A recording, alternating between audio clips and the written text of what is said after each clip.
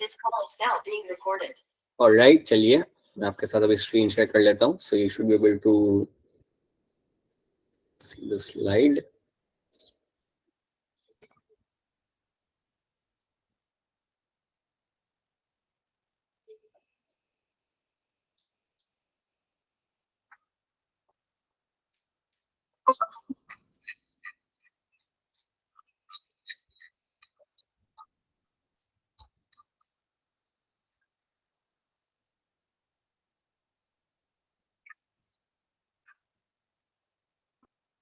Alright, चलिए. तो ये सब हमने देखा था हमारे पिछले क्लास के अंदर एंड मैं काफी श्योर हूँ कि आपको ये सब कुछ समझ आ चुका है. ठीक है. सो दैट इज समथिंग हमने देखा था. हार्डवुड स्प्रिंग वुड क्या होता है देखा था. हमने इवन देखा था कि यार इनका स्टोरेज ये लोग क्या करते हैं. सो टेनिन, रेजिन, ऑयल, गम्स, ये सारी चीजें स्टोर करेगा आपके यहाँ पे हार्डवुड, और जिसके वजह से माइक्रोब्स या कोई दूसरे इंसेक्ट इसको डैमेज नहीं कर सकते, अटैक नहीं कर सकते. ठीक है.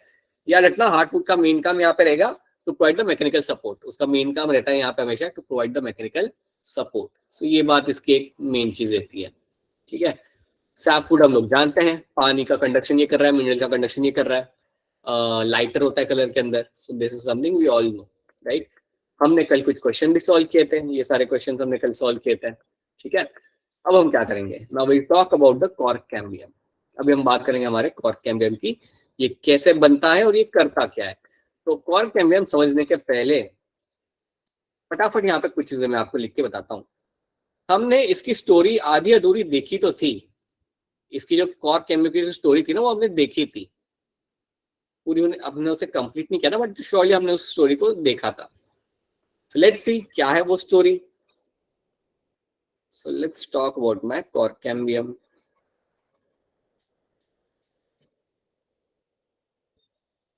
अब देखिए होता क्या है. जैसे कि मैंने आपको बोला था कि जब आपका एपिडर्मिस ब्रेक करेगा, जब आपका सेकेंडरी ग्रोथ होता है तो आपका एपिडर्मिस करता है ब्रेक.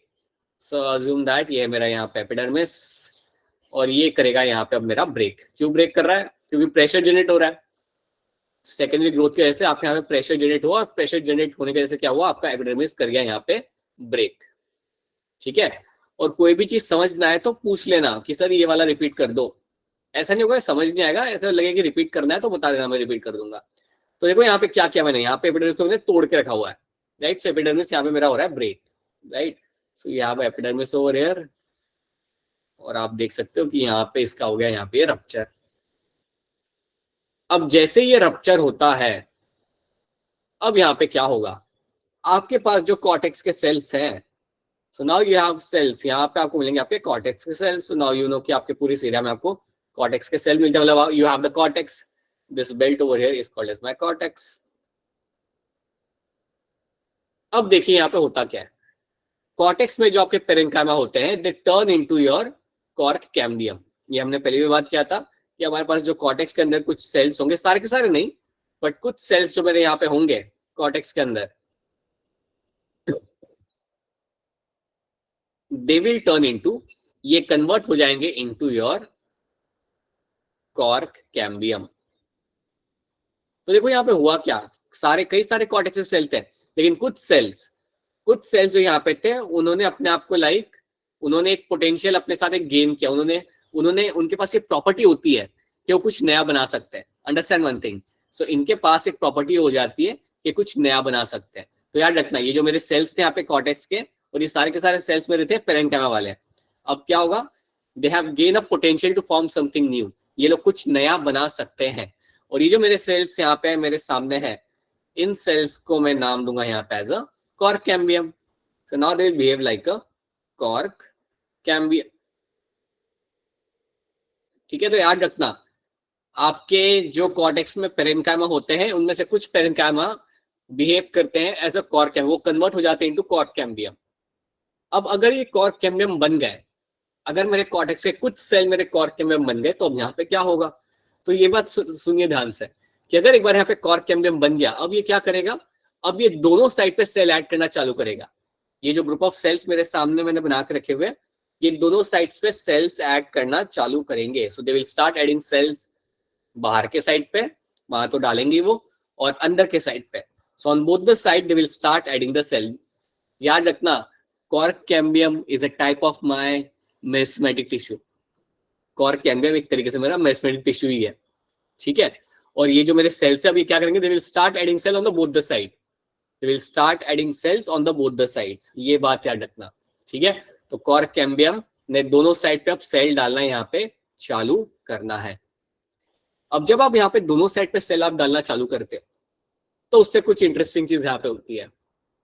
इंटरेस्टिंग चीज यहाँ पे ये होती है कि जब आप अंदर के साइड पे आप सेल्स डाल रहे होते हो, सो अंदर के साइड पे जब आप सेल डाल रहे होते हो तो इससे पता है क्या बनता है, इससे आपका बनता है यहाँ पे secondary cortex.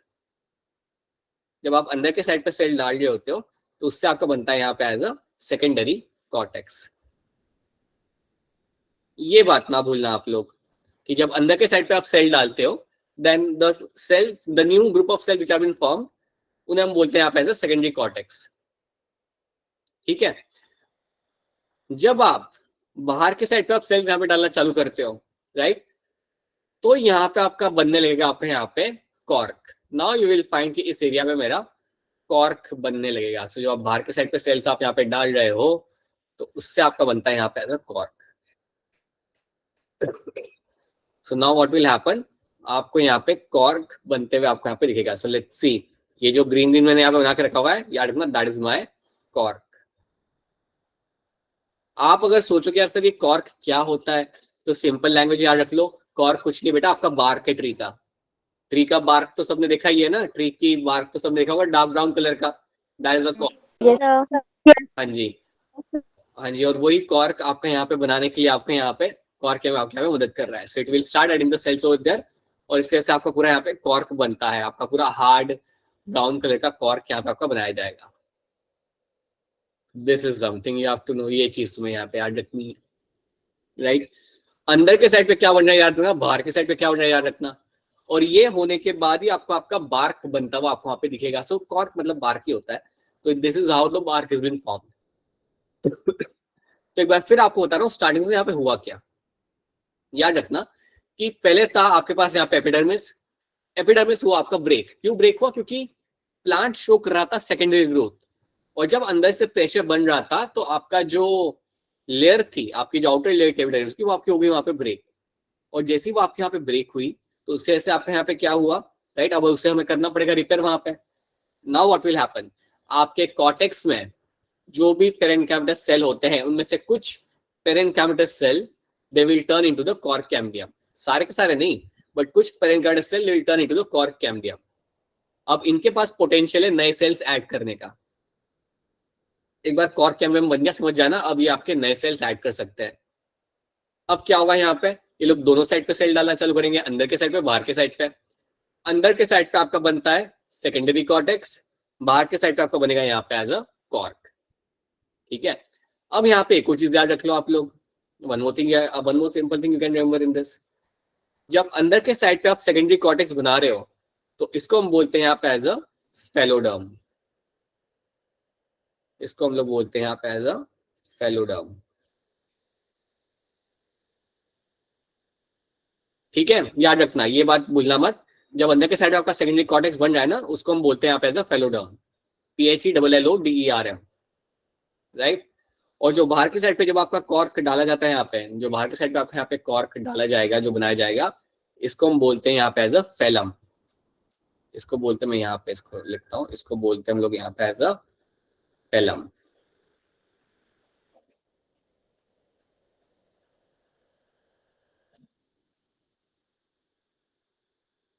Right. So you have a phellem and you have a phelloderm. तो याद रखना दोनों टर्म्स क्या है, जो कॉर्क आपका बन रहा है उसको हम इवन फेलम कहते हैं, और जो अंदर जो सेकेंडरी कॉर्टेक्स बन रहा है उसको हम कहते हैं यहाँ पे एज अ फेलोडर्म। तो ये दो चीजें आपके यहाँ पे बन रही है, राइट। अब आपको यहाँ पे याद क्या रखना है, now let me tell you something. आपके सामने क्वेश्चन पहले भी कई बार आएगा। सो जो आपका फेलम होता है, so you have a phellem, phellem मतलब आपका कॉर्क वाला part, right. Then you have a phelloderm, phelloderm मतलब आपका सेकेंडरी कॉर्टेक्स, एंड बीच में आपको मिलता है आपका यहाँ पे फेलोजन, बीच में आपके पास है यहाँ पे आपका phellogen. So phellem, phellogen and phelloderm, इन तीनों को हम लोग कलेक्टिवली यहाँ पे एक नाम देंगे, और इन तीनों का कलेक्टिवली नाम यहाँ पे होगा दैट इज माय पेरिडर्म। इन तीनों को मैं कलेक्टिवली यहाँ पे नाम देता है, दैट नाम is called as my periderm. ये बात आप लोग याद रखना, फेलम, फेलोजन और फेलोडर्म को एक कलेक्टिवली यहाँ पे हम एक सिंगल नाम यहाँ पे देंगे और वो सिंगल नाम मेरा यहाँ पे होगा पेरिडर्म का, ठीक है। और सिंपल अंडरस्टैंडिंग के लिए प्लीज याद रखना हमेशा कि फेलम मेरा यहाँ पे क्या है, फेलम जो मेरा यहाँ पे है ये है मेरा यहाँ पे कॉर्क, फेलोडर्म जो मेरा यहाँ पे है that is nothing but my secondary cortex. जो भी आपका नया कॉर्टेक्स वहां पे बनाया जा रहा है अंदर के साइड पे, that is my secondary cortex, ठीक है। तो हाँ जी बताइए मुझे, क्या यहाँ तक चीजें क्लियर है सबको? Is this clear to all of you यहाँ तक? Yes, sir. चलिए ठीक है फिर। So this is what you find happening in this, ये चीज आपको यहाँ पे होते मिल जाएगी। वापस बता दीजिएगा, रिपीट करना होगा तो बोल दीजिएगा, ठीक है। अगर लगे कि रिपीट करना है तो बता देना, हम रिपीट कर देंगे। देखते हैं यहाँ पे क्या लिखा हुआ है। As the stem continues to increase in girth due to activity of the vascular cambium, the outer cortical and epidermis layer gets broken, right? It is to be replaced to provide a new protective cell layer. तो उसे हमें like जो टूट गया है उसको हमें replace करना पड़ेगा, right? Hence another meristematic tissue, cork cambium, develops, right? Usually in the cortex. देखो यहाँ पे क्या लिखा हुआ है, phellogen is a couple of layer thick, ज्यादा बहुत सारे सेल नहीं होते उसके अंदर, दो लेयर होती है सेल्स की बस। It is made up of narrow thin walled nearly rectangular cell, ये सिर्फ उन्होंने शेप देकर रखा हुआ है वो सिर्फ बताने के लिए। Phellogen cuts off cells on the both the side, phellogen दोनों साइड पे सेल्स डालना चालू करेगा। सो फेलोजन आपका बाहर के साइड में भी डालेगा और अंदर के साइड में भी आपका सेल्स वहां पे डालना चालू करेगा। The outer cells differentiate into cork, cork को क्या बोला इन लोगों ने, phellem, and the inner cell differentiate into secondary cortex जिसको हम बोलते हैं आप एज अ फेलोडर्म, राइट। याद रखना सेल्स ऑफ सेकेंडरी कॉर्टेक्स वो भी आपके पेरेन्काइमेटस ही होते हैं, कोई अलग नहीं होते, वही होते हैं वो भी, ठीक है। तो अंदर बाहर कौन से सेल्स ऐड हो रहे हैं वो याद रखना। एंड नाउ लेट्स सी यहाँ पे क्या लिखा हुआ है, cork is impermeable to water due to suberin deposition in the cell wall. याद रखना कॉर्क पानी को लेके परमिएबल नहीं होता, जो बार्क होती है ना वो इम्परमिएबल होता है वाटर को लेके। तो cork is impermeable to water, क्यों? क्योंकि कॉर्क के अंदर, याद रखना कॉर्क के अंदर आपको अच्छा खासा मिलेगा सुबेरिन। ये सुबेरिन हमने इसके पहले भी देखा था कैस्पिरिन स्ट्रिप के अंदर, right. Then phellogen, phellem, phelloderm, इनको हम कहते हैं यहाँ पे एज अ पेरिडर्म, ये हम ऑलरेडी देख चुके हैं। Due to activity of cork cambium pressure builds upon the remaining layer of peripheral to the phloem and ultimately these layers die and log off। तो ये कह रहे हैं कि जैसे जैसे आपका कॉर्क कैम्बियम आपका ऐड करता रहेगा सेल, तो आपकी जो बाहर की लेयर्स होती है वो आपकी निकलती जाएगी और नए सेल्स आपके ऐड होते जाएंगे। तो वही चीज यहाँ पे इन्होंने मेंशन की हुई है कि बाहर के साइड पे जो आपके सेल्स होते हैं वो निकलते जाते हैं और नए सेल्स आपके ऐड होते जाते हैं, किसके वजह से? बिकॉज ऑफ द फेलोजन और कॉर्क कैम्बियम, कुछ भी आप बोल सकते हो। तो ये हमने यहाँ पे देख लिया। और ये रहा आपका यहाँ पे कॉर्क, आप देख सकते हो जो सबसे बाहर के साइड पे, that is my cork, right. एकदम हार्ड होता है और ये आपका बनेगा, ये आपका बनाया जाएगा thanks to your cork cambium, ठीक है। चाहे अपना ये जो आपका जो भी बार्क है ना ट्री का, ये आपका बार्क बनाया जा रहा है with help of the cork cambium. This is all getting form by the cork cambium, right. चलिए आगे देखते हैं। So this is something you have to know. ये रही आपकी bark of the tree, you can very clearly see, आप ये मुझे दिखाने की जरूरत नहीं है, आप सबने ट्री की बार्क देखी होगी। तो ये बेसिकली बनती ही इस इवेंट के जैसे है, राइट। ओके, अब हम बात करते हैं हमारे यहाँ पे लेंटिकल्स की। Let's talk about lenticels. अब लेंटिकल्स समझाने के पहले मैं आपको एक पिक्चर दिखाना चाहता हूँ। अभी जो पिक्चर आपको यहाँ पे दिख रही है एकदम सिंपल तरीके से समझ लो इसे, कुछ ज्यादा इसमें कॉम्प्लेक्स करना नहीं इस टॉपिक को। ये जो पिक्चर आपको यहाँ पे दिख रहा है, पिक्चर में आप काफी क्लियरली आप यहाँ पे देख सकते हो कि आपको यहाँ पे होल्स है। आपकी जो ट्री है यहाँ पे, ट्री के ऊपर आपको कई सारे आपके यहाँ पे होल्स दिख रहे हैं। So on the tree you can get to see many holes, कई सारे होल्स आपको इस ट्री के ऊपर आपको यहाँ पे दिख रहे हैं, राइट। अब ये जो होल्स आपको ट्री पे यहाँ पे आपको दिख रहे हैं, these holes over there are called as my lenticels. इन होल्स को मैं बोल सकता हूँ यहाँ पे as a lenticels. These holes over here are called as my lenticels.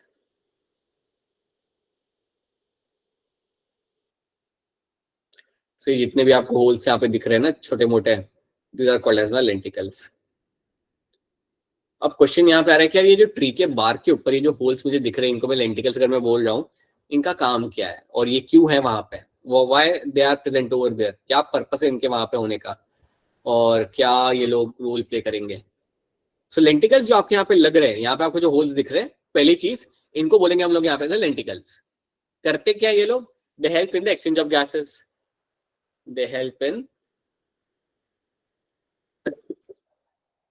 exchange of gases, exchange of gases के लिए इन होल्स को यूज किया जा सकता है। अब आप बोलोगे कि सर ये एक्सचेंज ऑफ गैसेस मतलब क्या होता है, तो याद रखना यहाँ से भी आप CO2 को अंदर ले सकते हो और O2 को बाहर निकाल सकते हो, राइट। यहाँ से आप CO2 को अंदर ले सकते हो और O2 को बाहर निकाल सकते हो, या O2 को अंदर ले सकते हो और CO2 को बाहर निकाल सकते हो। जनरली वैसा नहीं होता, विल फाइंड कि CO2 को अंदर लेना, O2 को बाहर निकालना। सो ऑक्सीजन CO2 का जो ट्रांसपोर्ट होता है वो आप यहाँ से कर सकते हो, लेकिन याद रखना ये बहुत इनसिग्निफिकेंट होता है इसके लिए। इसका मतलब समझो, सी लेंटिकल्स के थ्रू जो CO2 अंदर आएगा और O2 बाहर निकलेगा ना, वो बहुत कम होगा, मतलब सिर्फ 1% गैसियस एक्सचेंज यहाँ से होता होगा, राइट। क्योंकि मेजर जो गैसियस एक्सचेंज आपका होता है वो आपका होता है वाया स्टोमेटा, याद रखना इस बात को। जो मेजर गैसियस एक्सचेंज आपका होगा वो आपका होगा वाया स्टोमेटा। यहाँ से भी होता है लेकिन इट विल बी हैपनिंग बहुत कम अमाउंट में, ठीक है। तो ये बात याद रखना, लेंटिकल्स जो आपको यहाँ मिलेंगे they will play the role in the exchange of gases, CO2 and O2, इनको हम करेंगे यहाँ पे एक्सचेंज, और इनको एक्सचेंज करने के लिए ये होल्स को हम यूज करते हैं, बट ये बहुत ही कम अमाउंट में होता है। अगर आपसे कोई पूछे करना, only 1% of gases exchange happen via lenticels, सिर्फ 1% गैसेस एक्सचेंज इसके थ्रू होता है। गैसेस एक्सचेंज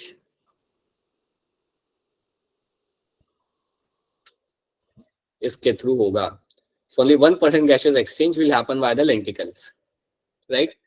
बाकी जो भी आपका होता है मेनली याद रखना होगा आपका स्टोमेटा के थ्रू। तो ये बात याद रखनी है आपको यहाँ पे, राइट। क्या लेंटिकल्स की इतनी बात आपको यहाँ पे समझ आ रही है? Is this clear to all of you? यहाँ तक लेंटिकल्स वाला पार्ट सबको समझ आ रहा है? तो याद रखना ये जो होल्स आपको दिखे दे आर माय लेंटिकल्स, यहाँ से थोड़ा बहुत गैसेस एक्सचेंज हो सकता है लेकिन बहुत कम, राइट। बट ये आपको होल्स मिल जाता है, राइट। अब यहाँ पे देख लेते क्या लिखा है इन लोगों ने। At certain regions of the phylogen, cuts off closely arranged parenchymatous cells on the outer side. तो कुछ जगहों पे आपका फिलोजन जब आपके सेल्स ऐड कर रहा होता है, right, on the outer side of parenchymatous cells, तो वहां पे आपका क्या होता है, थोड़ा रप्चर क्रिएट होता है। This cells rupture the epidermis, तो यहाँ पे आपका एपिडर्मिस के अंदर आपको रप्चर आपको मिलेगा, और ये रप्चर से क्या होगा, it forms a lens shape opening, एक लेंस शेप ओपनिंग वहां पे बन जाती है, एक होल वहां पे क्रिएट हो जाता है। सो अगर हम देखें यहाँ पे तो एक छोटा सा होल आपका यहाँ पे क्रिएट हो जाएगा, और जो होल यहाँ पे क्रिएट होता है उसको हम बोलते हैं as a lenticels. That hole over here is called as your lenticels, उसको हमने यहाँ पे बोलना है as a lenticels, right. They occur in mostly woody trees, ये आपको मेनली बड़े बड़े वुडी ट्रीज के अंदर आपको मिलेगा देखने के लिए, स्मॉल प्लांट्स आपको नहीं मिलता, only woody trees will have this lenticels, right.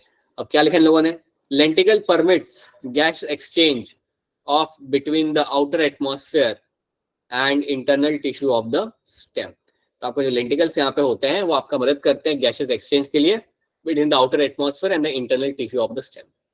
तो वही मैं कह रहा हूँ कि आपका CO2 O2 आप यहाँ पे एक्सचेंज कर सकते हो, लेकिन याद रखना बहुत इनसिग्निफिकेंट होता है वो, बहुत ज्यादा ये अमाउंट में ट्रांसपोर्ट नहीं किया जाता है यहाँ पे गैसेस का, ओनली 1% ऑफ गैसेस एक्सचेंज आपका होगा वाया लेंटिकल्स, राइट।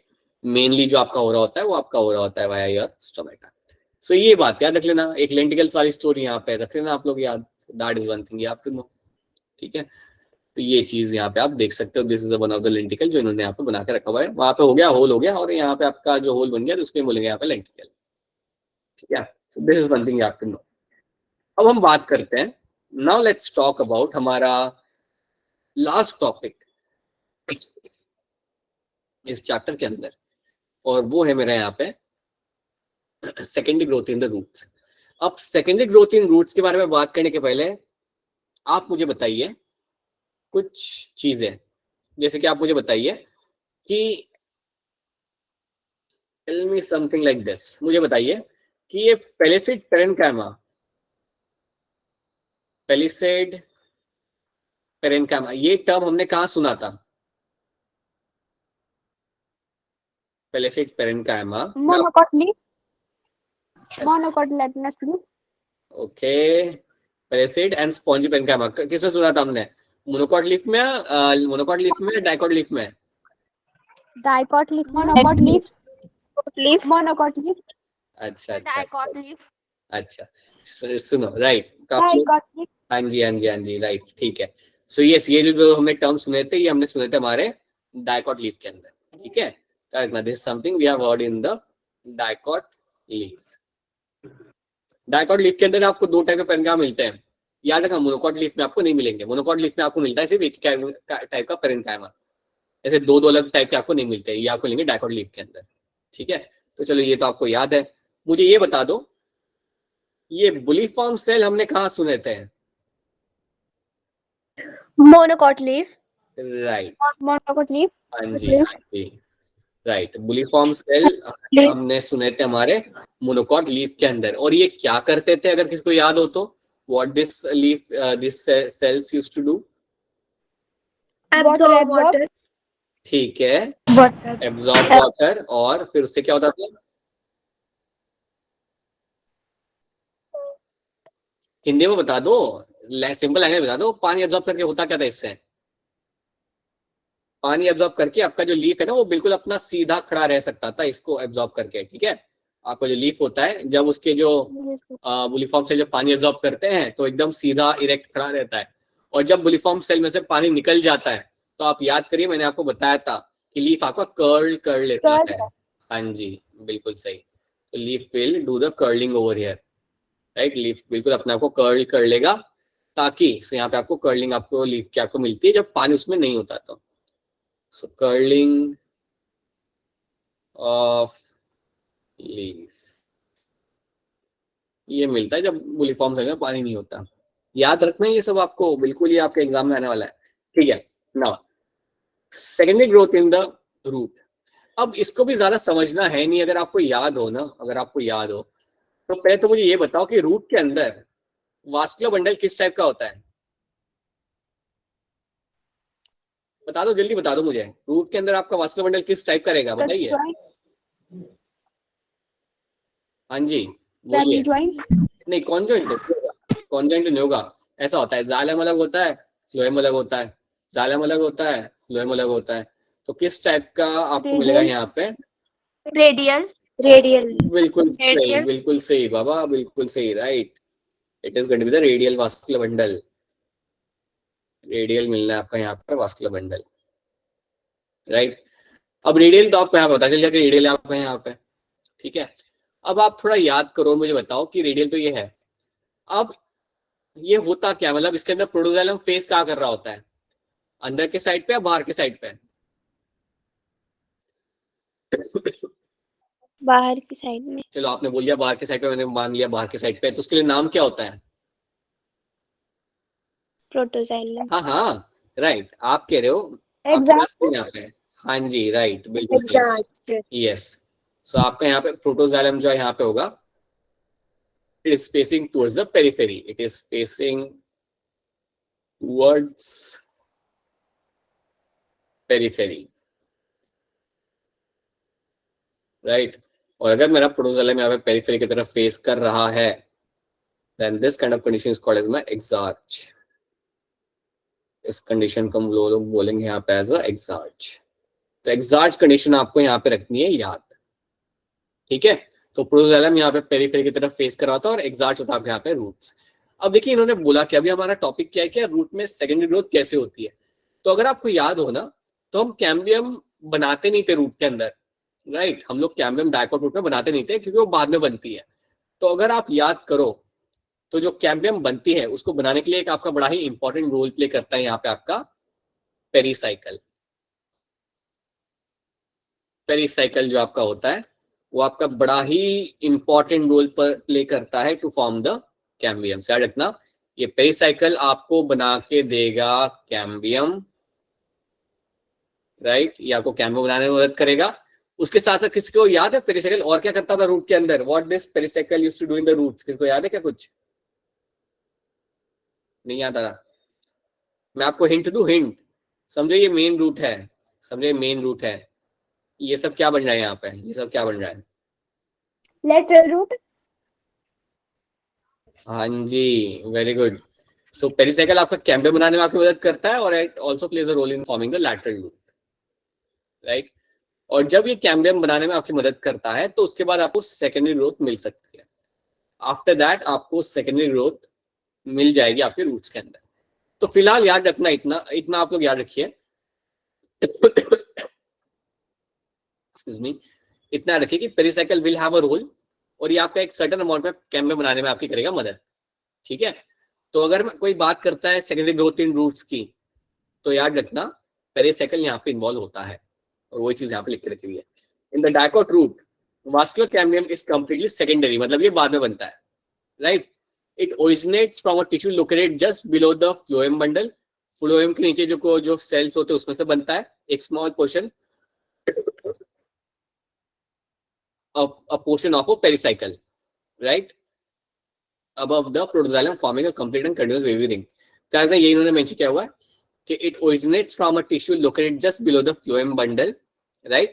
और यहाँ पे मेंशन है वो क्या होता है tissue, that is your a portion of your pericycle, right, जो आपका होगा above the protoxylem। और इसके मदद से ही आपका एक कंप्लीटली वेवी रिंग आपकी बनेगी जो बाद में सर्कुलर आपकी बन जाती है। Further events are similar to those of a dicot, बाकी सारे इवेंट तो डायकोट सिस्टम जैसी है। आपको बस इतना याद रखना है, इसके ऊपर कोई कॉम्प्लेक्स क्वेश्चन कभी आएगा नहीं, बस याद रखना कि बन किस में से रहा है, राइट। पेरिसाइकिल यहाँ पे इन्वॉल्व होता है, ये बात याद रखना बस।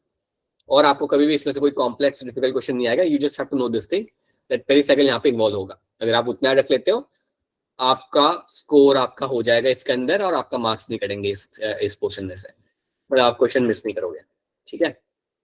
चलिए अब इसका मुझे आंसर बताइए। This is incorrect statement in context to the heart food. कौन सी स्टेटमेंट यहाँ पे इनकरेक्ट है हार्ट फूड के कॉन्टेक्स्ट में? बताइए, ए बी सी डी क्या लग रहा है आपको यहाँ पे? बताइए। Option C. ऑप्शन अच्छा, सी मुझे काफी लोग बता रहे हैं यहाँ पे, और जो लोग मुझे यहाँ पे ऑप्शन सी बता रहे हैं उनका आंसर यहाँ पे बिल्कुल सही है।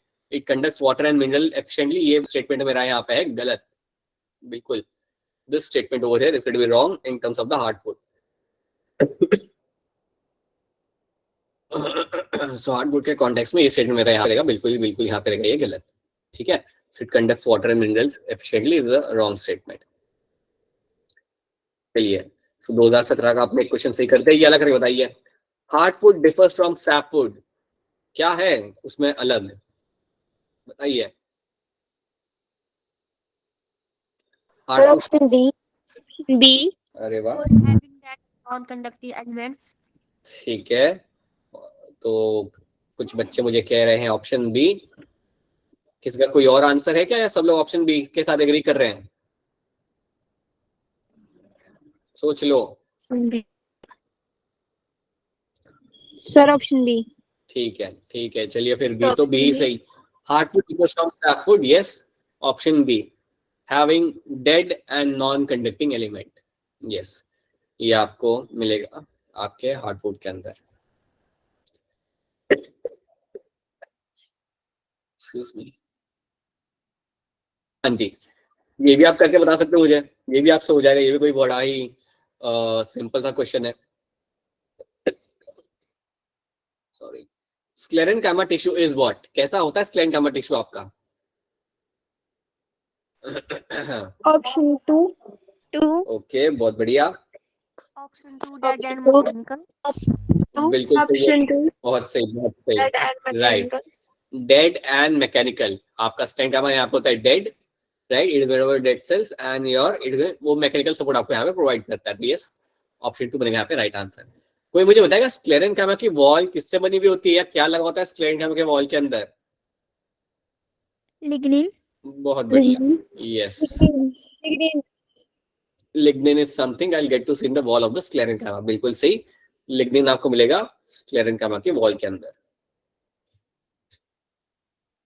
That is something you have to know now. Lignified cell wall is present in, अरे ये तो हमने अभी अभी देख लिया था, इसका आंसर तो हमें अभी अभी मिल गया। Option 2, right, option 2, option 2। बिल्कुल सही, यस।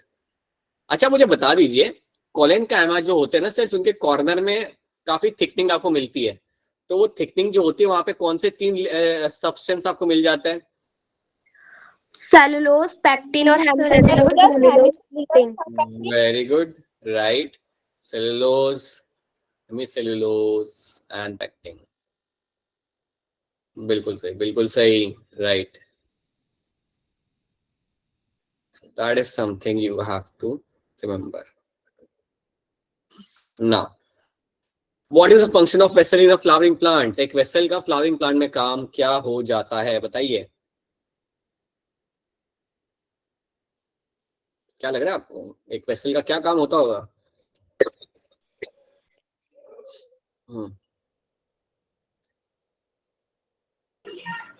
और किसी ने मुझे आंसर दिया है यहाँ पे, और किसी ने मुझे आंसर दिया है यहाँ पे, आंसर नंबर 4। और कुछ, anyone else, anything else? Transport of water and mineral. हाँ हाँ, वेसल का एक ही काम होता है, पानी और मिनरल से ट्रांसपोर्ट करना। देखिए, बिल्कुल सही। देखिए भूलिए मत, जब भी हम जाइलम की बात करें, जाइलम में 2 चीजें आती है, एक आपका आता है वेसल्स, और दूसरा क्या होता है जाइलम के अंदर? ट्रैकेट्स। बहुत बढ़िया, हाँ जी, right. So tracheids and vessels are the 2 things, ठीक है, ये आपको दिख जाती है आपके जाइलम के अंदर। याद रखना, दोनों का काम होता है पानी और मिनरल्स को कंडक्ट करना। वेसल्स आपको फ्लावरिंग प्लांट में ज्यादा करके अच्छे से मिलेंगे, ट्रैकेट्स आपको मिलते हैं जिम्नोस्पर्म और टेरिडोफाइट्स के अंदर, ठीक है। सो वेसल्स बेसिकली आपको फ्लावरिंग प्लांट में मिलते हैं अच्छे अमाउंट में, ज्यादा अमाउंट में, और इनका यही काम होता है पानी और मिनरल्स को ट्रांसपोर्ट करना। सो यस, ये होगा मेरा यहाँ पे एज अ करेक्ट आंसर, बिल्कुल सही।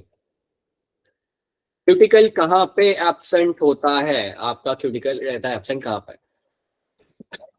रूट एपिडर्मिस, अरे वाह, root epidermis, root epidermis. Root epidermis. सही है, आप लोगों ने तो बिल्कुल बोल दिया क्या रूट एपिडर्मिस से, तो ये बिल्कुल नहीं मिलेगा। बिल्कुल सही बात है, आप यहाँ पे रूट एपिडर्मिस के अंदर आपको क्यूटिकल कभी भी देखने को आपको नहीं मिलेगा। स्टेम में मिल सकता है, लीफ में मिल सकता है, बट रूट के अंदर क्यूटिकल का कोई पर्पस होता नहीं है, क्योंकि रूट से तो आप पानी एब्जॉर्ब करना चाहते हो, तो वहां पे आप क्यूटिकल आपको वहां पे नहीं मिलेगा, बिल्कुल नहीं मिलेगा, ठीक है। So yes, that is something going to be true over here. अच्छा मैं आप लोगों से पूछना चाहूंगा, ये टर्म आपने कहाँ पे सुना था? There is a term known as my starch sheet, ये टर्म आपने कहाँ सुना था, कहाँ देखा था, बताइए। Dicot stem, cot stem, monocot stem, very good, dicot stem. That was my dicot stem. और ये स्टार्च शीट कहाँ मिलती थी मुझे?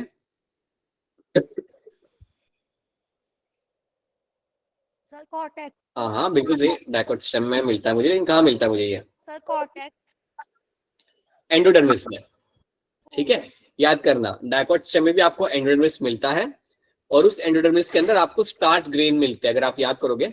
सो एंडोडर्मिस के अंदर आपको स्टार्च ग्रेन मिलते थे। सो एंडोडर्मिस के अंदर आपको मिलते थे, वहां पे देखने के लिए आपके यहाँ पे starch grain, used to get to see a starch grains, और ये जो स्टार्च ग्रेन्स आपको यहाँ पे दिखते थे, इसके वजह से इसको हम बोलते थे यहाँ पे starch sheet. That is something you have to know, ठीक है। चलिए, what type of arrangement of vascular bundle occur in the root of monocot? कैसा होता है वास्कुलर बंडल रूट्स के अंदर मोनोकॉट के? रेडियल, ज्यादा सोचना ही नहीं है, जैसे ही रूट आपके सामने है आपको ढूंढना है रेडियल। रेडियल, सब लोग याद रखना ये बात को, रूट अगर सामने लिखा हुआ हो और बोला हो कि कौन सा वास्कुलर बंडल आता है, तो ज्यादा दिमाग दौड़ाना ही नहीं है, रेडियल पे टिक कर देना है। You don't have to think much, you tick on the radial and move ahead, ठीक है। So yes, radial with the right answer in this हमेशा। कॉन्जॉइंट याद रखना, कॉन्जॉइंट जो आपका होता है वो आपको लीफ और स्टेम में मिलेगा। कॉन्जॉइंट वास्कुलर बंडल जो आपके रहते हैं, they will be seen in your leaf and your stem, ठीक है। that is one thing you have to know, right? अच्छा मुझे बताएगा कोई मोनोकॉट रूट जो आपका यहाँ पे रहता है, उसमें क्या कंडीशन होती है? पॉलीआर्क होती है, टेट्रार्क होती है? Polyarch. हाँ जी, राइट, बिल्कुल सही। मोनोकॉट टूट में मुझे मिलेगा यहाँ condition of my polyarch. Polyarch condition मेरी यहाँ पे मुझे मिलती है मोनोकॉट रूट के अंदर। 6 से ज्यादा मिल जाते हैं मुझे यहाँ पे वास्कुलर बंडल, 6 से ज्यादा मिल जाते हैं आराम से।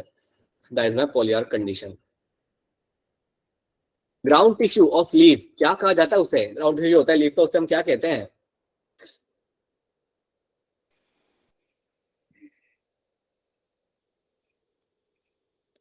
Ground tissue of leaf is called as what? बताइए। अरे अरे अरे क्या हो गया?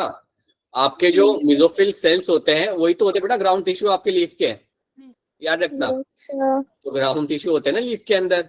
देखो हमने जो हम जब लीफ बनाते हैं, हम बनाते हैं एक आउटर लेयर, हम बनाते हैं मतलब एक बाहर की लेयर, एक अंदर की लेयर, और बीच में जो भी सेल्स आपके यहाँ पे आते हैं, राइट, दो cells over here are called as my mesophyll cells and they are my ground tissue of the leaf.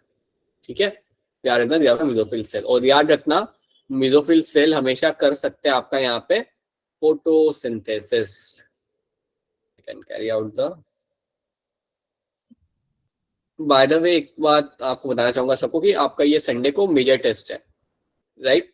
तो मेजर टेस्ट के अंदर आपको 90 क्वेश्चंस आएंगे। और याद रखना आपका सिलेबस क्या है। सिलेबस आपका रहेगा 1 to 5 चैप्टर, मतलब chapter 1, chapter 2, 3, 4 and 5, right? Morphology तक जितना भी हमने किया उसके ऊपर बेस आपका एग्जाम होगा, राइट? एंड 90 क्वेश्चंस आएंगे उसमें से। सो प्लीज मेक श्योर कि आप एक अच्छे से सॉल्व करें उन 90 क्वेश्चंस को and try to get a very good marks. So major test आपका होता है 720 मार्क्स का। So we'll actually get to see कि तुम्हारा कितना स्कोर यहाँ पे बन रहा होगा, राइट? सो प्लीज अच्छे से प्रिपेयर करना इस बार अपकमिंग टेस्ट के लिए। देन अब ये भी आंसर कर सकते हो आप लोग, ये भी हमने देखा था, लैटरल रूट कहाँ से बनता है? Pericycle. Pericycle. Pericycle, pericycle is the right answer. अभी तो बनाया ना थोड़ी देर पहले मैंने। ये जो रूट्स होते हैं इसमें जो आपके लैटरल रूट जो आपके बनेंगे यहाँ पे, they are all coming from the pericycle. ये सारे आपके पेरिसाइकिल में से बन रहे होते हैं। पेरिसाइकिल के दो काम होते हैं जो जनरली आपके डायकोट रूट के अंदर, एक तो लैटरल रूट बनाना, हाँ जी, और दूसरा रोल होता है आपका यहाँ पे कैम्बियम बनाना। बहुत सही, बिल्कुल सही। सो that is something they will be doing that. अच्छा, अब मुझे इसका आंसर कर दो आप लोग, ध्यान से सोच के करना मुझे इसका आंसर। समझो आपके पास यहाँ पे कॉर्क कैम्बियम आपका बन चुका है, समझो ये आपका बन चुका है, ठीक है? कॉर्टेक्स में आपके कुछ 2 लेयर थी आपके सेल्स की, कॉर्टेक्स में जो बन चुके कॉर्क कैम्बियम। अब जब ये बाहर की साइड पे सेल्स डालेगा तो क्या बनेंगे? Cork. ठीक है, वो बनेगा कॉर्क। कॉर्क का एक और नाम क्या होता है? Phellum. बिल्कुल सही, ठीक है। और जब ये अंदर के साइड पे सेल्स डालेगा तो क्या बनेगा? Phallodern. फेलोडर्म। और ये फेलोडर्म का एक और नाम क्या होता है? Secondary cortex. Secondary, cortex. Right, ठीक है। अब मुझे आप ये बताइए, इन तीनों को हम कलेक्टिवली एक नाम से बुलाते हैं, वो नाम क्या होता है? Peridum. बहुत सही, right, that will be my periderm.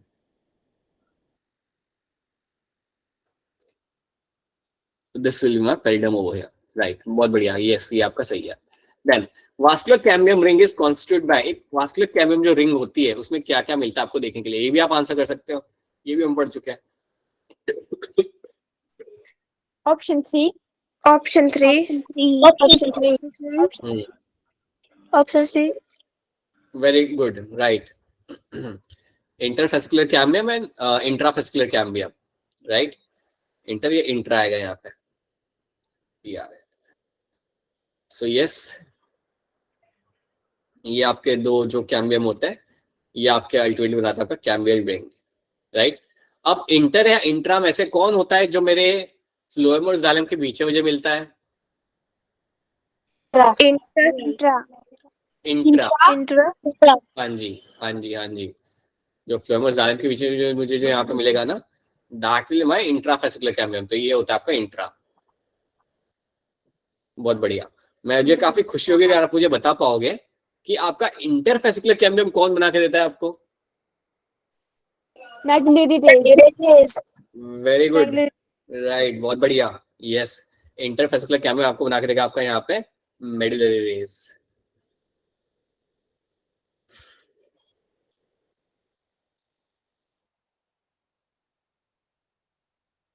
So medullary rays will be forming the interfascicular cambium. तो ये बात यहाँ पे याद रखनी है, ठीक है। ये सब आप आई थिंक आप लोग और काफी अच्छे जानते हो, ठीक है। ये वाला बताओ, the presence of cambium in the vascular bundle provide them the ability to do what. बताइए, क्वेश्चन नंबर 1 का यहाँ पे क्या आंसर हो सकता है आपके हिसाब से। कैम्बियम होने का फायदा क्या होता है, ये लोग ये कह रहे हैं। What is the advantage of cambium? Option 2। अच्छा, sir option 2 from secondary tissues. Okay, right, बिल्कुल सही आंसर है आपका यहाँ पे ऑप्शन 2, फॉर्म्स सेकेंडरी टिश्यू। अगर आपका कैम्बियम प्रेजेंट हो देन क्या रखना, this cambium is known to form the secondary tissue. ये आपका सेकेंडरी ग्रोथ में बेसिकली आपके यहाँ पे करेगा हेल्प। सेकेंडरी ग्रोथ में ये आपकी करता है यहाँ पे आपकी मदद, ठीक है। सो ये बात आपको रखती है यहाँ पे याद। So that is also one thing very important for all of you to remember, right. अगर आपको ये सारे क्वेश्चन बन पा रहे देन दैट मींस आपका चैप्टर की अंडरस्टैंडिंग आपके यहाँ पे काफी क्लियर है, which itself is a very good thing. क्या चलो आपको ये सब समझ आपको ये सब समझ आ रहा है तो बहुत अच्छी बात है, अगर आपको ये सब याद है तो। The heartwood cannot conduct water because, बताइए हार्टवुड आपका पानी कंडक्ट नहीं कर सकता, क्यों, क्या रीजन है उसका? Option 4। Option 3। Position of the compounds. हाँ जी, option 4। Of your organic, option 3। Option 4 बेटा, ऑप्शन 4, राइट। हार्टवुड जो आपका सेंटर में होता है, और जो सेंटर में होता है वहां पे आपका लगा होता है कई सारे ऑर्गेनिक कंपाउंड वहां पे लगे होते हैं। अब ऑलरेडी वहां पे इतने ऑर्गेनिक कंपाउंड लगे होते हैं कि वहां से पानी आप भेज नहीं सकते। तो याद रखना, deposition of organic compound in the centre एक रीजन है आपका यहाँ पे जिसकी वजह से आपका यहाँ पे नहीं आपका वाटर ट्रांसपोर्ट किया जा सकता। तो ये बात आपको रखनी है यहाँ पे याद, राइट। तो यहाँ पे बेटा फाइनली आपका यहाँ पे चैप्टर खत्म होता है। ये था आपका chapter anatomy of flowering plants. तो काफी लेंथी चैप्टर था, lengthy in the sense like काफी कंटेंट था इसके अंदर। प्लीज एक बार उसे देखिएगा, क्वेश्चन सॉल्व करिएगा जितने हो सके उतने, तभी आपका इस चैप्टर के ऊपर अच्छा ग्रिप बनेगा। एक अच्छा ग्रिप बन गया देन आपको कोई भी अगर क्वेश्चन आता है इस चैप्टर में से तो आप उसे आराम से सॉल्व कर पाएंगे।